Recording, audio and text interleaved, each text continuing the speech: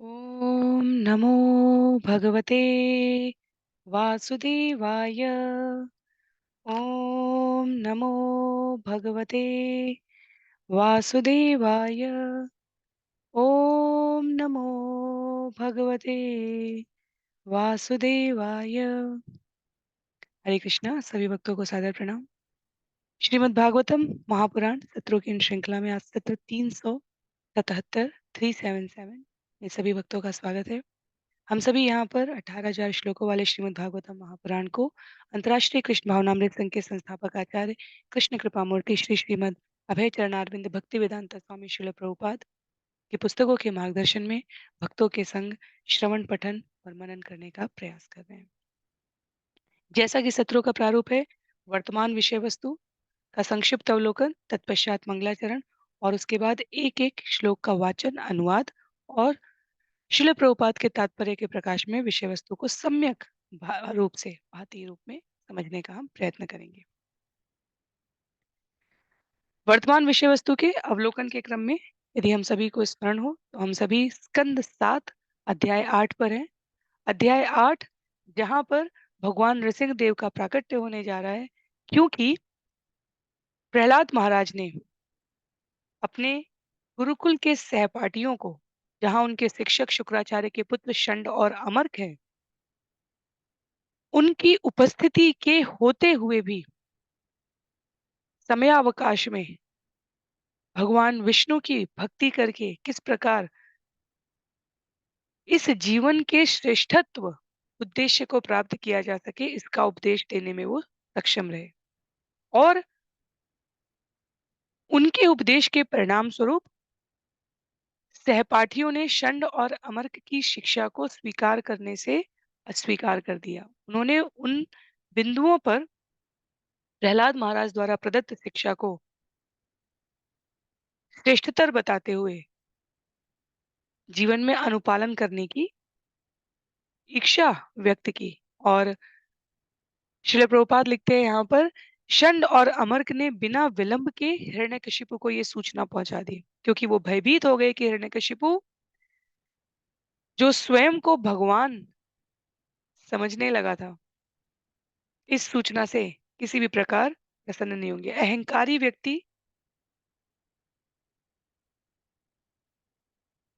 तुष्ट, इंद्रिय तृप्ति से विरक्त व्यक्ति अपने अतिरिक्त अन्य किसी को समान नहीं समझ सकता। हिरण्यकशिपु ये सुनकर क्रोधित हुए। प्रहलाद महाराज को बुलाया गया। प्रहलाद महाराज से जब उन्होंने पूछा कि तुमने ये क्या अनाचार पापाचार फैला रखा है, हे दुर्बुद्धि, तो प्रहलाद महाराज ने, तुम्हें इतना बल कहाँ से मिला? तो प्रहलाद महाराज ने कहा, जिससे आपको बल मिल रहा है, जिससे इस ब्रह्मांड को बल मिल रहा है, उससे ही मुझे भी बल मिल रहा है। ऐसी ये बातें हिरण्यकशिपु को बेसिर पैर की लगी और उन्होंने कहा, क्या तुम्हारे ये बल प्रदान करने वाले इस खंबे में भी हैं? अत्यंत कटु वचनों के साथ भर्त्सना करते हुए उन्होंने प्रहलाद से पूछा। अपनी तलवार निकाल के खंबे पे मुष्टि का प्रहार करते हुए पूछा। और यहाँ वर्णन आता है कि ब्रह्मांड के अनेकानेक लोकों में ऐसी भयानक आवाज आई, जैसे लगा कि ब्रह्मांड के विलय का समय आ गया हो।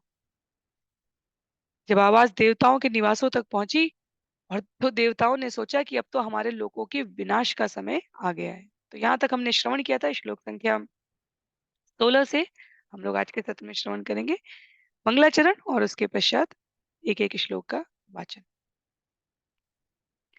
नारायणं नमस्कृत्य नरं चैव नरोत्तमं देवीं सरस्वतीं व्यासं ततो जयम् उदीरयेत्। शृण्वतां स्वकथा कृष्ण पुण्यश्रवणकीर्तन यद्यन्तस्थो य भद्राणि विदुनोति सुयत्स्यताम्। नष्टप्रायेषु भद्रेषु नित्यं भागवत सेवया भगवत्युत्तमश्लोके भक्तिर्भवति नैष्ठिकी। ॐ अज्ञानतिमिरान्धस्य ज्ञानाञ्जनशलाकया चक्षुन्मीलितं येन तस्मै श्रीगुरुवे नमः। मूकं करोति वाचालं पंगुं लंघयते गिरिं यत्कृपातमहं वन्दे परमानन्दमाधवम् वाञ्छाकल्पतरुभ्यश्च कृपा सिन्धुभ्य एव च पतितानां पावनेभ्यो वैष्णवेभ्यो नमो नमः।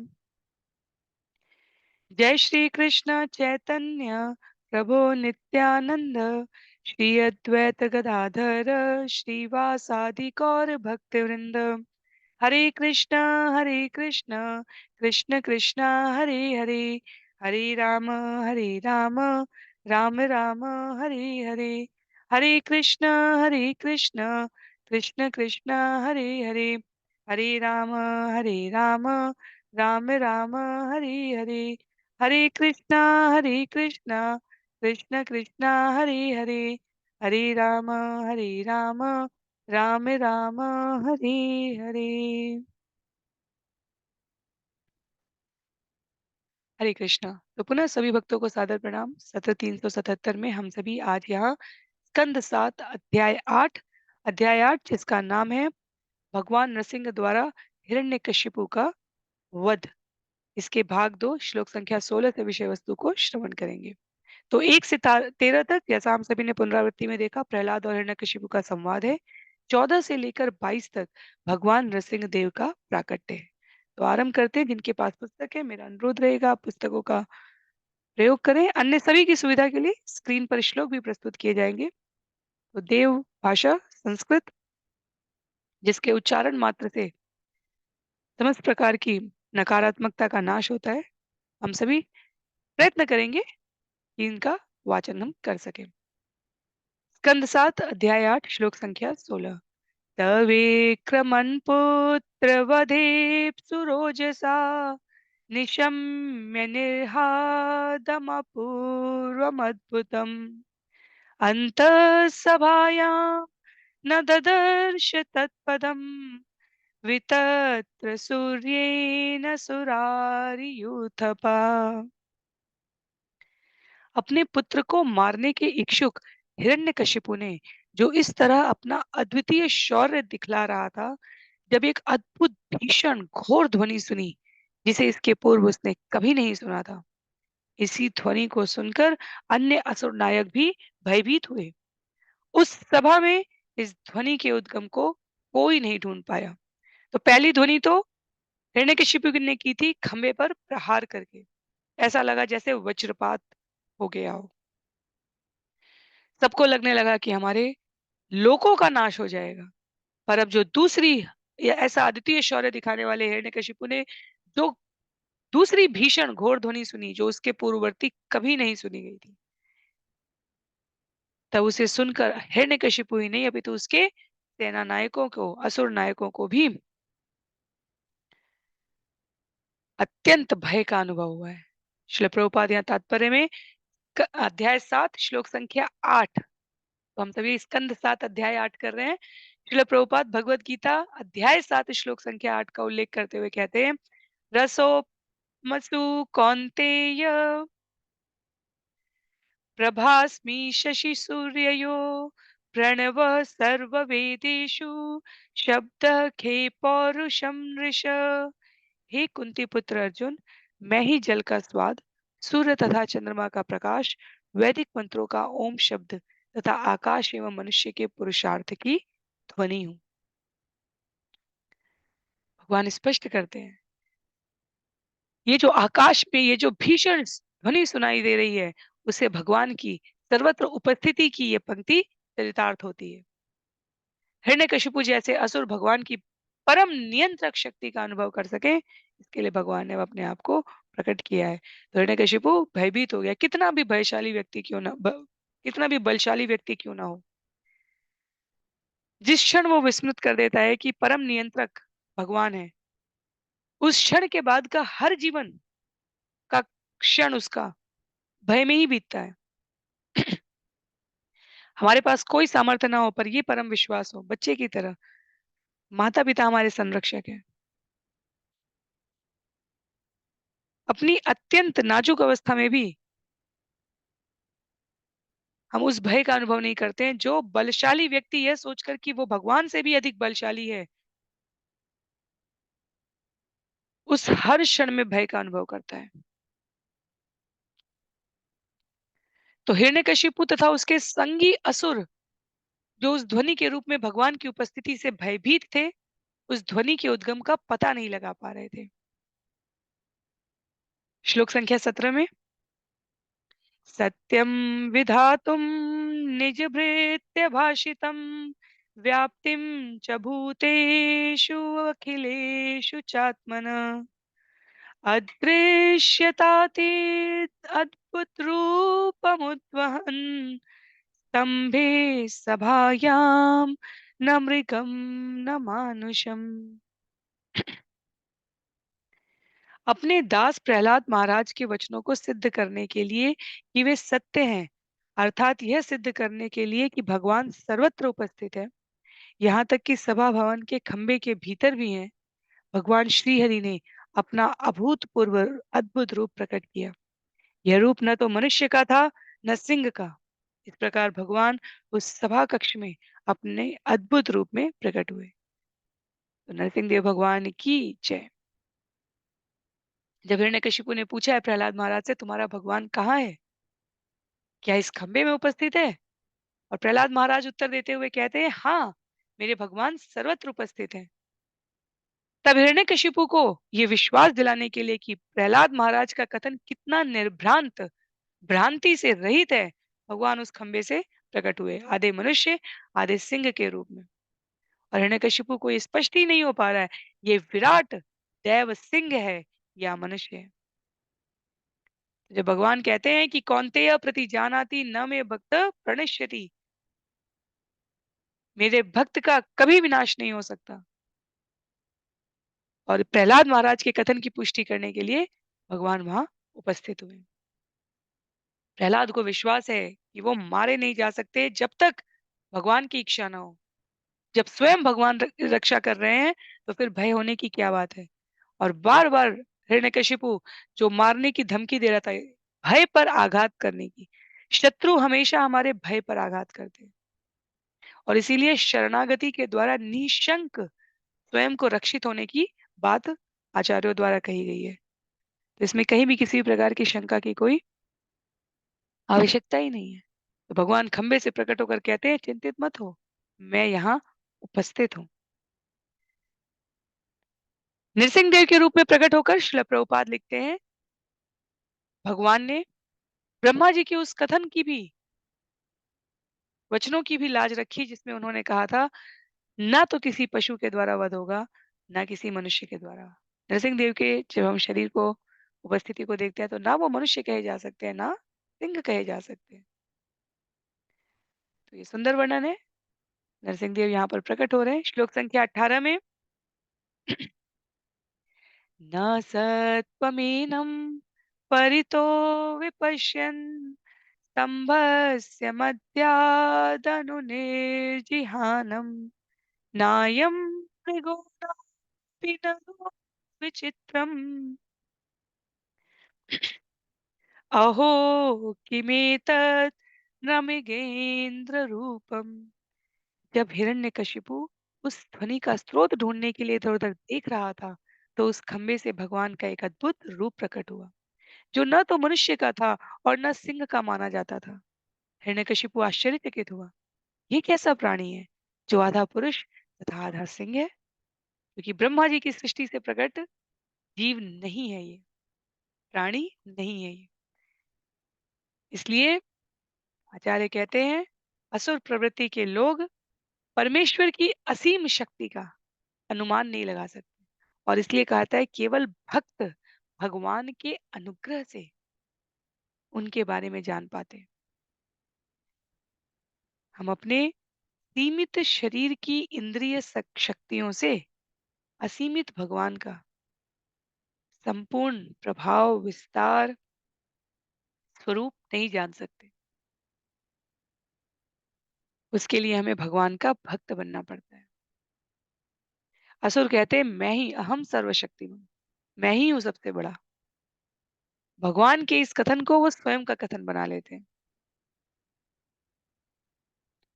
हिरण्यकशिपु ने ब्रह्मा जी से वर प्राप्त किया था तो श्रील प्रभुपाद लिखते हैं उसे लगा कि वो सभी प्रकार से सुरक्षित हो गया है। पर उसने ये नहीं सोचा कि पशु और मनुष्य दोनों एक साथ संयुक्त होकर भगवान की इच्छा के द्वारा प्रकट होकर उसे आश्चर्यचकित कर देंगे। भगवान की सर्वशक्तिमत्ता का यही अर्थ है। दुनिया का कोई भी समीकरण भगवान की इच्छा से ऊपर होकर कार्य नहीं कर सकता। और जिस प्रकार विश्वसनीय लोगों से हम अपना भेद प्रकट करते हैं, उसी व्यवहार में हमें समझना चाहिए कि जो भगवान के समक्ष अपनी विश्वसनीयता स्पष्ट करते हैं, भौतिक जगत और आध्यात्मिक जगत एक साथ नहीं चल सकता। कोई हमारा मित्र और हमारे शत्रु का मित्र बनकर लौकिक जगत के व्यवहार को निष्पक्ष तरीके से संचालित नहीं कर सकता। उसी प्रकार हम सभी, मैं भगवान का हूँ, भगवान मेरे हैं, मैं भगवान को सर्वशक्तिमान मानता हूँ, मानती हूँ, मैं भगवान की शरणागति हूँ और उसके पश्चात वो सारे कार्य इस जगत में करते रहें, जिसमें भगवान से अपने संबंध को सार्थक बनाने का कोई प्रयत्न ना हो। भगवान ऐसे व्यक्तियों को भली-भांति पहचानते हैं। हिरण्यकशिपु यहाँ पर असुर श्रेणी में है, पर जो मिश्रित असुर श्रेणी के होते हैं, जो दिखना तो चाहते हैं साधक और भक्तों की तरह, ताकि उस समुदाय, उस वृंद में भी वो विचरण कर सकें, पर जीवन के आचरण में कोई परिवर्तन नहीं आया। आचार्य किंचित करुणा के साथ कुछ एक प्रसंग बताते हुए अलग-अलग स्थानों पर शिला प्रभुपाद ने भी कहा है, अन्य आचार्यों ने भी कहा है, जब पूरी-पूरी कथा, पूरा-पूरा प्रसंग, पूरी-पूरी आध्यात्मिकता की चर्चा के पश्चात कोई कहे, ये कथन तो बहुत सुंदर है, पर हमसे हो नहीं पाएगा। भगवान को अर्पित करके भोजन नहीं करना चाहते। हम भगवान के नाम के लिए अपने आप को समर्पित नहीं करना चाहते। हम भगवान की सेवा में, भगवान के कहे गए वचनों को श्रवण करने में, उसका प्रचार करने में अपनी रुचि नहीं दिखाना चाहते। और हम इस शरीर की समस्त इंद्रियों से सुख लेने के लिए अपने आप को प्रस्तुत कर रहे हैं। तो ये मिश्रित असुरवादी मानसिकता है। हमें जो ठगने की प्रवृत्ति है मनुष्य शरीर में, उसमें सबसे ज़्यादा स्वयं को ठगने के इस हानि को पहचानना चाहिए। तो हिरण्यकशिपु ने सोचा नहीं था, क्योंकि अहंकारी व्यक्ति, असुर प्रवृत्ति के व्यक्ति की चेतना इतनी आच्छादित हो चुकी होती है कि उसे अपने अतिरिक्त और कोई समझता ही नहीं है। श्लोक संख्या 19, 20, 21, 22 एक साथ है यहाँ पर। मीमांसमानस्य समुत्थितोऽग्रतो नृसिंहरूपस्तदलं भयानकम् प्रतप्तचामी करचण्डलोचनम् स्फुरत्सटाके शरजृम्भिताननम्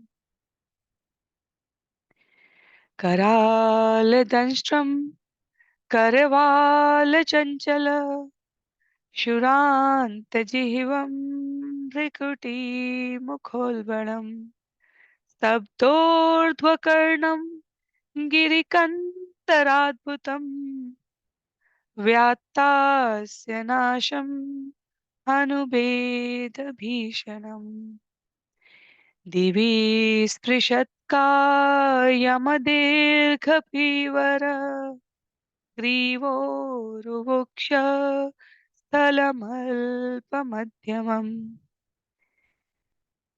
चन्द्रांशुगौरेश्चुरितं तनुरुहे विश्वभुजानीकशतं नखायुधम् दुरासदं सर्वनिजेतरायुध प्रवेकविद्रावितदैत्यदानवम्। हिरण्यकशिपु ने अपने समक्ष खड़े नृसिंह देव के रूप का निश्चय करने के लिए भगवान के रूप को ध्यान से देखा। भगवान का रूप पिघले सोने के सदृश था। उनकी क्रुद्ध आंखों के कारण जो पिघले स्वर्ण से मिलती थी, वह रूप अत्यंत भयानक लग रहा था। उनके चमकीले अयाल गर्दन के बाल उनके भयानक मुखमंडल के आकार को फैला रहे थे। उनके दांत मृत्यु जैसे भयानक थे। उनकी उस्तरे जैसी तीक्ष्ण जीभ लड़ाई में तलवार के समान इधर-उधर चल रही थी। उनके कान खड़े तथा स्थिर थे और उनके नथुनों तथा खुला मुख पर्वत की गुफा जैसे लग रहे थे। उनके जबड़े फैले हुए थे, जिससे भय उत्पन्न हो रहा था और उनका समूचा शरीर आसमान को छू रहा था। उनकी गर्दन अत्यंत छोटी तथा मोटी थी। उनकी छाती चौड़ी थी तथा कमर पतली थी। उनके शरीर के रोए चंद्रमा की किरणों के समान श्वेत लग रहे थे। उनकी भुजाएं चारों ओर दिशाओं में फैले सैनिकों की टुकड़ियों से मिलती जुलती थी। जब वे असुरों, धूर्तों तथा नास्तिकों का अपने शंख, चक्र, गदा, कमल तथा अन्य प्राकृतिक अस्त्र शस्त्रों से वध कर रहे थे। नरसिंह देव के प्राकट्य का सुंदर वर्णन है यहाँ पर। और प्रकट होने के बाद भगवान क्या करने वाले हैं? श्लोक संख्या 23 से लेकर 33 तक भगवान नृसिंह देव द्वारा हिरण्यकशिपु और अन्य दैत्यों के वध की यहाँ पर कथा है। तो श्लोक संख्या 22 तक हमने यहाँ भगवान के अद्भुत रूप का, प्राकट्य का, उनके प्रकट होने के प्रभाव का श्रवण किया है। आगे श्लोक संख्या 23 से 33 तक हिरण्यकशिपु के वध का वर्णन है। 23 में प्रायेण मेयं हरिणोरुमायिना वध स्मृतोऽनेन समुद्यतेन किम् एवं ब्रुवन् स त्वप्यपत पतद्गदायुधो न तृन्नृसिंहं प्रति दैत्यकुञ्जर प्रायेण मेयं हरिणोरुमायिना वध स्मृतोऽनेन समुद्यतेन किम् एवं ब्रुवन्तु अभ्यपतत् गदायुधो नदन् नृसिंहं प्रति दैत्य कुंजर। हिरण्यकशिपु ने मन ही मन कहा, अत्यधिक योग शक्ति वाले भगवान विष्णु ने मेरा वध करने के लिए यह योजना बनाई है, किंतु ऐसा प्रयास करने से क्या लाभ है? भला ऐसा कौन है जो मुझसे युद्ध कर सकता है? ऐसा सोचते हुए हाथी के समान हिरण्यकशिपु ने अपनी गदा उठाकर भगवान पर आक्रमण कर दिया।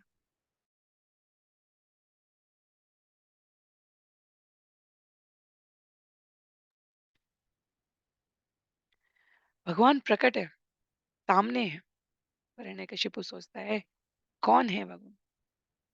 दुर्योधन के सामने है भगवान। दुर्योधन कहता है, कौन है भगवान?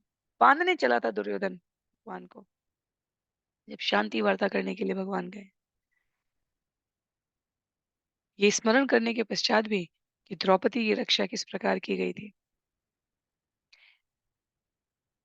ये स्मरण करने के पश्चात भी कि जरासंध का किस प्रकार विनाश हुआ, ये स्मरण करने के पश्चात भी कि ये कृष्ण वही है जिन्हें बाल्य रूप में कंस द्वारा मारे जाने के अनेकानेक प्रयास किए।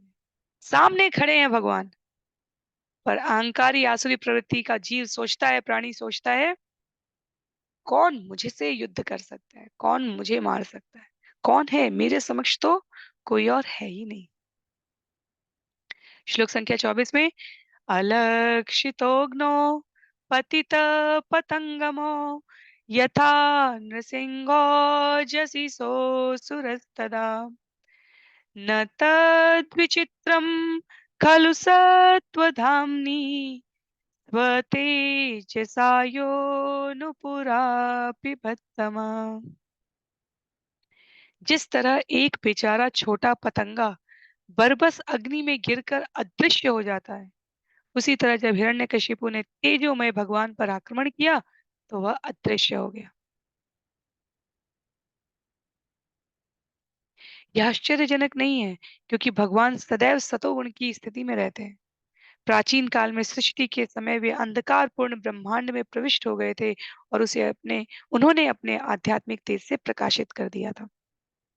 तो पिछले श्लोक में हमने देखा, हिरण्यकशिपु ने अपनी तलवार से,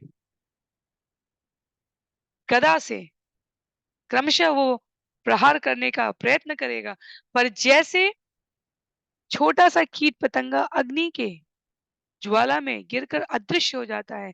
वैसे ही हिरण्यकशिपु का आक्रमण भगवान के ऊपर जाने से पहले अदृश्य दिखने लगा, दिखा ही नहीं। क्यों? श्रील प्रभुपाद लिखते हैं क्योंकि भगवान सदैव दिव्यतः स्थिर रहते हैं। तमोगुण का, अज्ञान का कोई कारण वहां टिक ही नहीं सकता।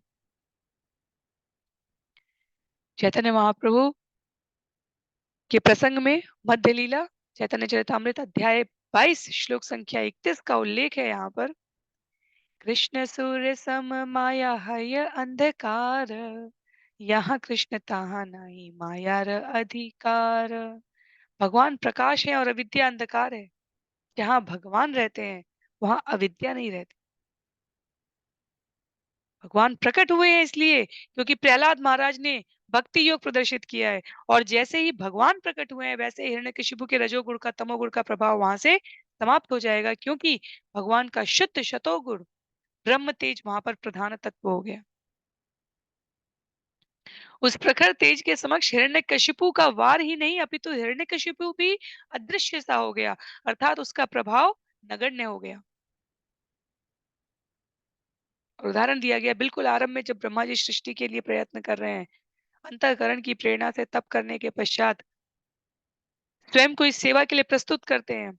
तब उन्होंने देखा कि सब कुछ अंधकारमय था, पर जब उन्हें भगवान से ज्ञान प्राप्त होता है तब उन्हें जैसे सूर्य प्रकाश के आने पर रात्रि का अंधकार समाप्त हो जाता है, वैसे ही उनके मन की स्पष्टता हो गई। तो प्रकृति के गुण, प्रकृति का संग, प्रकृति का प्रभाव हमें अंधकार में रखता है। सब भ्रमित हैं, सब दुखी हैं, सब विचलित हैं, सब भयभीत हैं। सबके जीवन में कुछ ना कुछ रिक्तता है। जब तक वास्तविक ज्ञान का प्रज्वलन नहीं हुआ है, अपनी सापेक्षिक स्थिति का अनुभव नहीं हुआ है, और उस स्थिति का अनुभव करने के लिए भक्ति योग की कल्मश विहीन दिव्य स्थिति सर्वोत्तम रूप से प्रभावकारी है। प्रहलाद महाराज ने उसी भक्ति योग का यहाँ पर प्रभाव दिखाया है। उनके भक्ति योग की सार्थकता से भगवान ने प्रकट होकर स्वयं को उपस्थित किया है। श्लोक संख्या 25 में ततो विपद्याभ्यहनत महासुर रुषा नृसिंहम गदयोरुवेगया तं विक्रमन्तं सगदं गदाधरो महोरगं ताक्ष्यसुत यथाग्रहीत। तत्पश्चात अत्यंत क्रुद्ध उस महान असुर हिरण्यकशिपु ने तेजी से नृसिंह देव पर अपनी गदा से आक्रमण कर दिया और उन्हें मारने लगा, किंतु भगवान नृसिंह देव ने उस महान असुर को उसकी गदा समेत उसी तरह पकड़ लिया जिस तरह गरुण किसी भी सांप को पकड़ ले। स्पष्ट है यहाँ पर अगले श्लोक में ततस्य हस्तोत्कलितस्तदासुरो विक्रीणतो यद्वदहिर्गरुत्मतम् असाध्वमन्यन्त हितोऽकसोमरा घनक्षदाभा रत सर्वधिष्णयपा। हे भरत के महान पुत्र युधिष्ठिर, जब नरसिंह देव ने हिरण्यकशिपु को अपने हाथ से छूट जाने का अवसर दे दिया, जिस तरह से कभी कभी गरुण सांप के साथ खिलवाड़ करते हुए उसे अपने मुंह से सरक जाने देता है, तो सारे देवताओं ने जिनके निवास स्थान उनके हाथों से निकल चुके थे, जो असुर के भय से बादलों के पीछे छिपे थे, इस घटना को शुभ नहीं माना। वे अत्यधिक विचलित थे, अत्यधिक विचलित थे। तो जब तक हिरण्यकशिपु नरसिंह देव के चंगुल में था और मार डाले जाने वाला था, तभी उसी बीच में लीला करने के लिए, उसको और रोमांचक बनाने के लिए उस युद्ध को भगवान ने उसको अपने चंगुल से सरक जाने का, निकल जाने का अवसर दिया, और देवता भयभीत हो गए। अभी तक वो आनंद ले रहे थे, अब तक वो प्रसन्नता व्यक्त कर रहे थे, क्योंकि वे तो किसी भी तरह हिरण्यकशिपु के मारे जाने की प्रतीक्षा कर रहे हैं। तो भगवान के हाथों से छूट निकलता हुआ देखकर वे अत्यधिक भयभीत हो गए। और हिरण्यकशिपु का क्या भाव आया? हिरण्यकशिपु सोचता है, तम मन्यमानो निज वीर्य शंकितम यद्दस्तमुक्तो नृहरिम महासुर पुनस्तमासजत खड्गचर्मणि प्रगृह्य वेगेन गतश्रमो मृधे।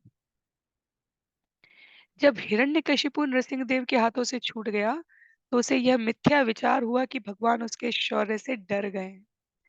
अतएव युद्ध से थोड़ा विश्राम करके उसने अपनी ढाल तलवार निकाली और फिर से अत्यंत बलपूर्वक भगवान पर आक्रमण कर दिया।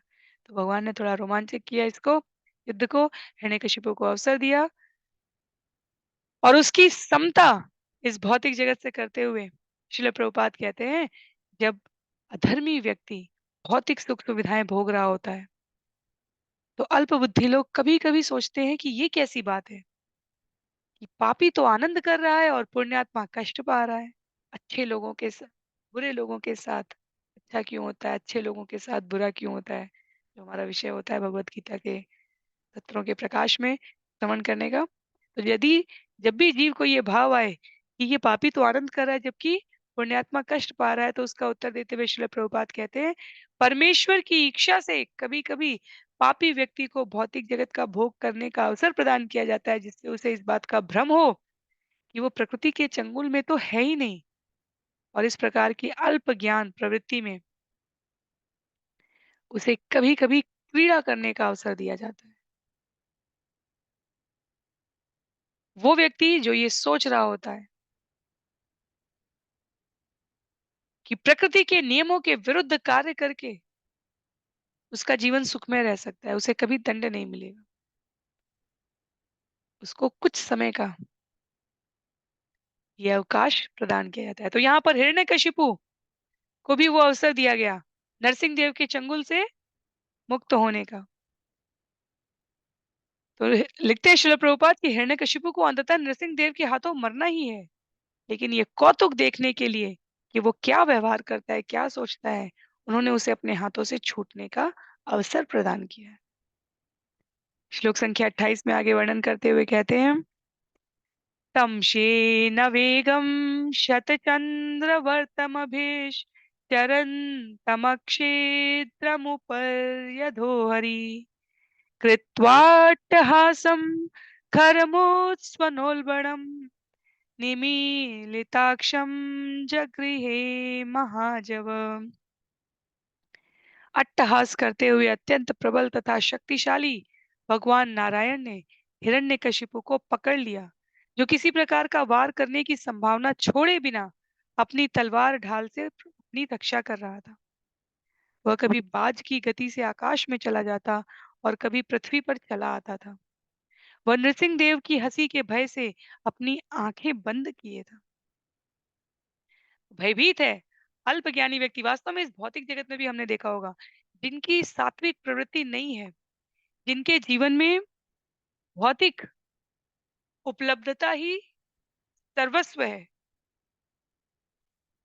वो अपनी भाव भंगिमा से, भाषा से, शारीरिक हाव भाव से,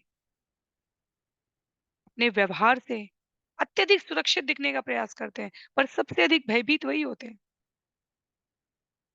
हर क्रिया पर वो प्रतिक्रिया देने के लिए प्रस्तुत रहते हैं। सौम्य, शांत, विचारशील, बुद्धिमत्ता, ये सब लक्षण से युक्त सात्विक व्यक्ति सभी वैचारिक तत्वों का, अनुभवों का, अवयवों का संकलन करके व्यवहार करता है। पर जो अल्प बुद्धि वाले व्यक्ति है, प्राणी है, वे भयभीत रहते हुए आंख बंद करके हिरण्यकशिपु की तरह हवा में तलवार चलाने का प्रयत्न कर रहे होते हैं। कोई संकट है या नहीं पता नहीं, बस हम तलवार चला रहे हैं, भय कोई हमारे पास ना है। जैसे जैसे राक्षस प्रवृत्ति वाले राजाओं को अ, अनेक अनेक अवसरों पर दिखाया जाता है, वो अपनी तलवार के साथ सोएंगे, जैसे कंस के लिए वर्णन आता है कृष्ण पुस्तक में, किसी भी हल्की आवाज से शयन कक्ष में भी, मध्य रात्रि में भी कंस उठ के बैठ जाता था कि कहीं मेरी मृत्यु तो नहीं आ गई। तो ये व्यवहार जिसमें सदैव जीवन में असुरक्षा हो और उस क्रम में हम और अधिक और अधिक और अधिक संकलित करने का प्रयत्न करें, भगवान की सेवा ना करते हुए, भगवान के संग अपने संबंध को ना समझते हुए, भगवान को केंद्र में ना रखते हुए, तो वो स्थिति या हिरण्यकशिपु जैसी स्थिति हो जाती है। कहते हैं श्लोक संख्या 29 में, विश्वक्स्फुरन्तं ग्रहणातुरं हरि व्यालो यथा कुङ्कुलिशाक्षतत्वचम् रुमापत्य ददार लीलया नखैर्यथा हिम गरुणो महाविशम। जिस प्रकार कोई सांप किसी चूहे को या कोई गरुण किसी अत्यंत विषैले सर्प को पकड़ ले, उसी तरह भगवान नृसिंह देव ने उस हिरण्यकशिपु को पकड़ लिया जिसकी त्वचा में इंद्र का वज्र भी नहीं घुस सकता था। यूं ही पकड़े जाने पर वह अत्यंत पीड़ित होकर अपने अंग इधर उधर तथा चारों ओर हिलाने लगा। त्यों ही नृसिंह देव ने उस असुर को अपनी गोद में रख लिया और अपनी जांघों का सहारा देकर उस सभा भवन की देहली पर अपने हाथ के नाखूनों से सरलता पूर्वक उस असुर को छिन्न भिन्न कर डाला। तो नृसिंह देव भगवान की जय। तो इस्कॉन में अंतर्राष्ट्रीय कृष्ण भावनामृत संघ के जो संबंधित साधक हैं, भक्त हैं, वे सभी नरसिंह कवच पहनते हैं। नरसिंह तेल है। नरसिंह नरसिंह भगवान की बहुत सारे घर के दरवाजे पर नरसिंह देव की जो भी प्रतीकात्मक स्वरूप चिन्ह अंकित करना चाहे, प्रतिदिन सुबह और शाम नरसिंह देव आरती करते हैं। घर में किसी भी प्रकार की अ, अशांति हो, किसी भी प्रकार की विचलित मनस्थिति हो, किसी भी प्रकार की रुग्णता हो, किसी भी प्रकार की अवांछित घटना घर में घटित हो जाए, नरसिंह कवच का पाठ करते हैं। नियमित रूप से करना चाहिए, प्रयत्न यदि संभव हो तो। सुबह और शाम नरसिंह देव आरती, नरसिंह देव प्रणाम, नरसिंह देव का कवच समस्त प्रकार की सांसारिक व्याधियों से, कष्टों से प्रत्यक्ष रूप से सहायता करती है। तो संभव हो, जहां तक व्यवहारिक हो, हमें ये करने का प्रयत्न करना चाहिए। और यदि हमें विश्वास है तो ये अपने आप व्यवहारिक हो जाता है, हम उसके लिए प्रयत्न करते हैं। यदि किसी की अन्य जिज्ञासा हो आप में से, तो आप निश्चित रूप से अपने विचारों द्वारा प्रेषित कर सकते हैं। पर किसी भी इस्कॉन सेंटर पे आपको आसानी से नृसिंह कवच, नृसिंह तेल के, कभी कहीं दर्द होता है, कभी किसी प्रकार की मौसम के प्रभाव से, सभी हमने भक्तों को सभी रूप में, सभी स्थिति में नृसिंह देव का आश्रय लेते हुए देखा है। क्योंकि इस भौतिक जगत में पदे पदे विपदा, हर पद पर अनेकों प्रकार के ऐसे संकट हैं। तो सुरक्षा कवच के रूप में श्रील प्रभुपाद द्वारा संस्कृत 16 माला, 4 प्रकार के जो नियम है उनका अनुसरण करना, उनके अनुसार जीवन जीना, और उसके पश्चात भी प्रकृति के प्रभाव से, प्रारब्ध के गति से अनेकों प्रकार की, दिन में कई बार और कई दिन में एक बार छोटी या बड़ी ऐसी घटनाएं होती रहेंगी, हो सकती हैं, होती आती आई हैं, जिसमें हमें अत्यधिक बल की, आध्यात्मिक बल की, मानसिक बल की आवश्यकता होती है। तो नरसिंह देव का स्मरण हमें वो सम्यक रूप से प्राप्त करने में सरलता से सहायता करता है। तो नरसिंह कवच 40 श्लोक हैं करीब उसमें। नरसिंह देव की आरती, नरसिंह देव का फोटो, कुछ प्रतीकात्मक चिन्ह, अपनी सुविधा के अनुसार भगवान की प्रसन्नता के लिए, उनकी उपस्थिति को जीवन में स्वीकार करने के लिए, उनकी शरणागति को प्राप्त करने के लिए सरलतम तरीके से, जो हमारी आंखों के सामने रहेगा, जिस चीज का हम संग कर रहे हैं, उसका प्रभाव जीवन में पड़ता है। इसलिए भक्त अपने आसपास की व्यवस्था को भी इस प्रकार से रखने का प्रयत्न करते हैं साधक के रूप में, जिससे भगवान की उपस्थिति उन्हें सर्वत्र लक्षित हो, दर्शित हो।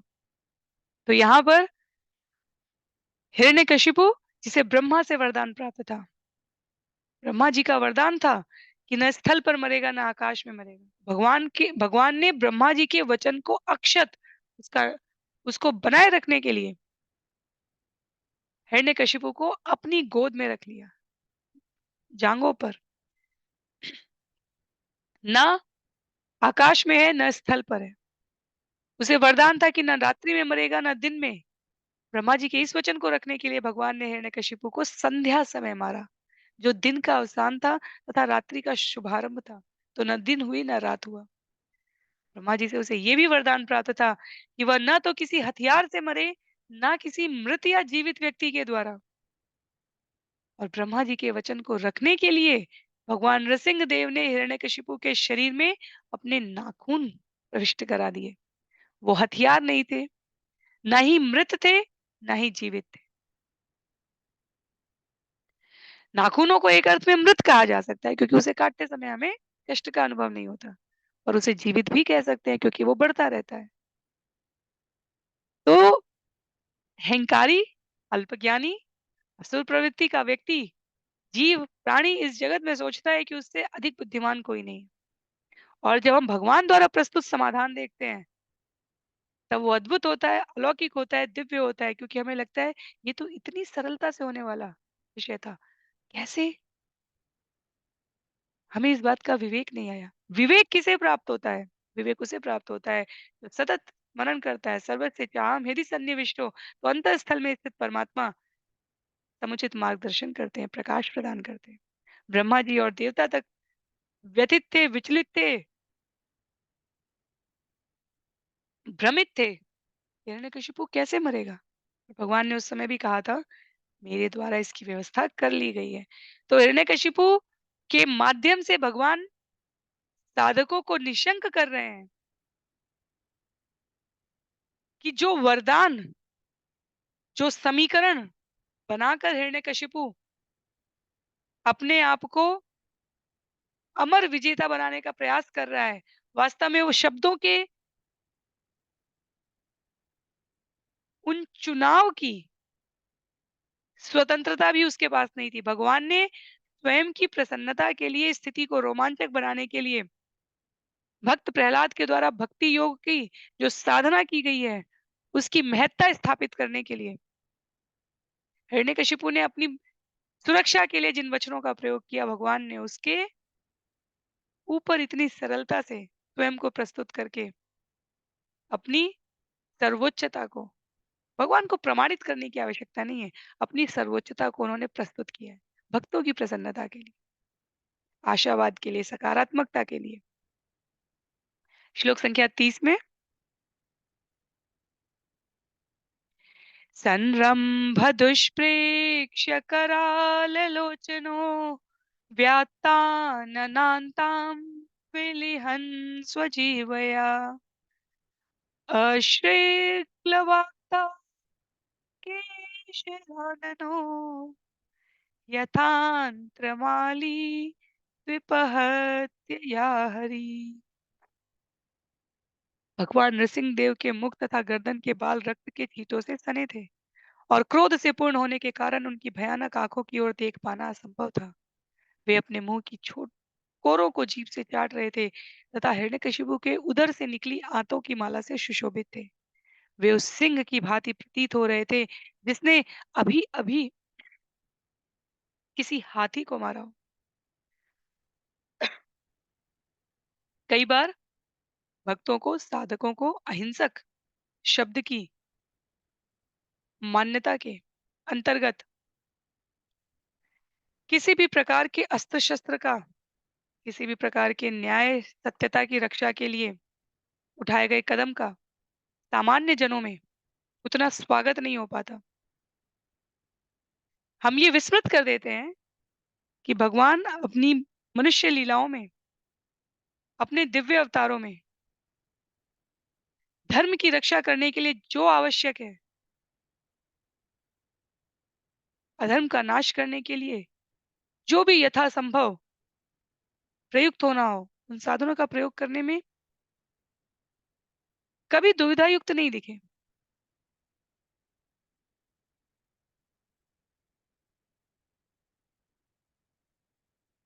बचपन में जब भगवान को भेजे गए असुरों को समाप्त करना है, तो भी भगवान को किसी अतिरिक्त अस्त्र-शस्त्र की आवश्यकता नहीं थी। हमने कहीं नहीं सुना हमने कि कृष्ण ने बकासुर को, अघासुर को, शक्टासुर को, तृणावर्त को, पूतना को,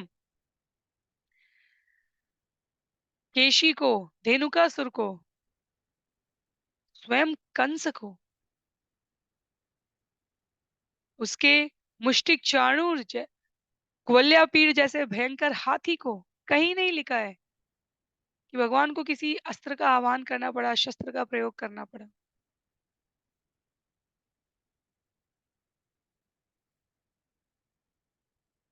ऐसी एक भी कथा मुझे स्मरण नहीं है। ग्वल्यापीड़ हाथी के संदर्भ में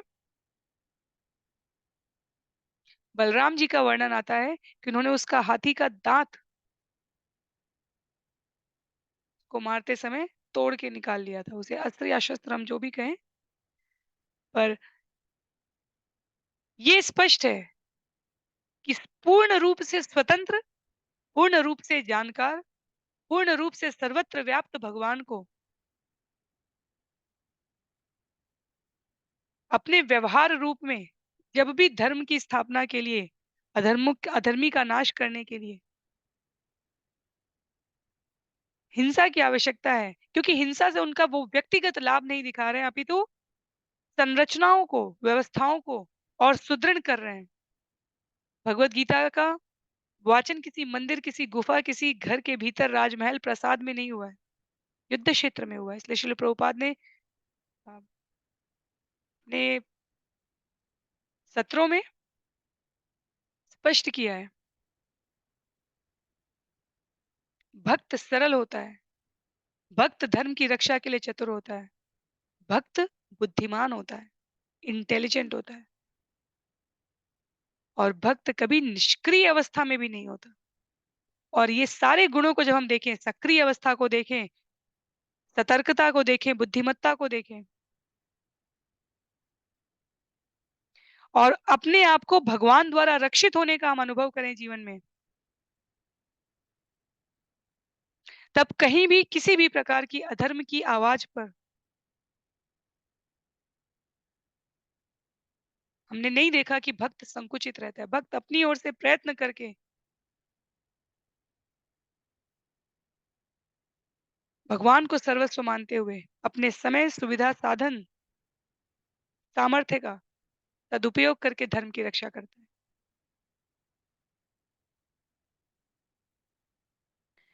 तो हिरण्यकशिपु का वध करने के पश्चात उसके पेट से आते निकालकर भगवान ने माला की तरह पहन ली। आगे वर्णन करते हुए कहा गया है श्लोक संख्या 31 में, नखांकुरोत्पाटितः यत्सरोरुहम् विसृज्य तस्यानुचरानुदायुधान् अहं समस्तान् नखशस्त्रपाणिभिः दोर्दण्डयुतोऽनुपथान् सहस्रशः। अनेक भुजाओं वाले भगवान ने सर्वप्रथम हिरण्यकशिपु का हृदय निकाल लिया और उसे एक ओर फेंक दिया। फिर वे असुर के सैनिकों की ओर मुड़े। ये सैनिक हजारों के झुंड में भगवान से लड़ने आए थे और हाथों में हथियार उठाए थे। ये हिरण्यकशिपु के अत्यंत स्वामी भक्त अनुचर थे, किंतु नृसिंह देव ने उन्हें अपने नाखूनों की नोकों से ही मार डाला।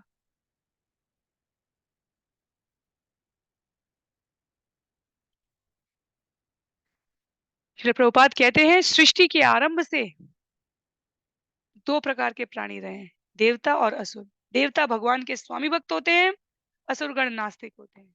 असुर भगवान की श्रेष्ठता को ललकारते हैं, देवता भगवान की शरणागति को स्वीकारते हैं, भगवान के शरणागत हो जाते हैं। तो जब जब विश्व में नास्तिकों का, असुर गणों का बोलबाला होगा, ये सिद्ध करने के लिए, प्रयोग करने का प्रयास करने का कि ईश्वर नहीं है, हर घटना सिर्फ भौतिक तत्वों के संयोजन से हो रही है, तब सब कुछ अस्त-व्यस्त दिखेगा। और यदि ऐसी स्थिति कुछ समय के लिए बनी रही, तो जैसा भगवान ने हिरण्यकशिपु के साथ किया, भगवान वैसी ही कार्यवाही करते हैं। ईश्वर विहीन सभ्यता जो भगवान की एक अंगुली इच्छा मात्र भ्रिकुटी के ऊपर और नीचे करने से क्षण भर में नष्ट हो जाती है, वो भक्तों को संतोष, प्रसन्नता देने के लिए होती है और असुरों को उनकी तुच्छता का आभास कराती है।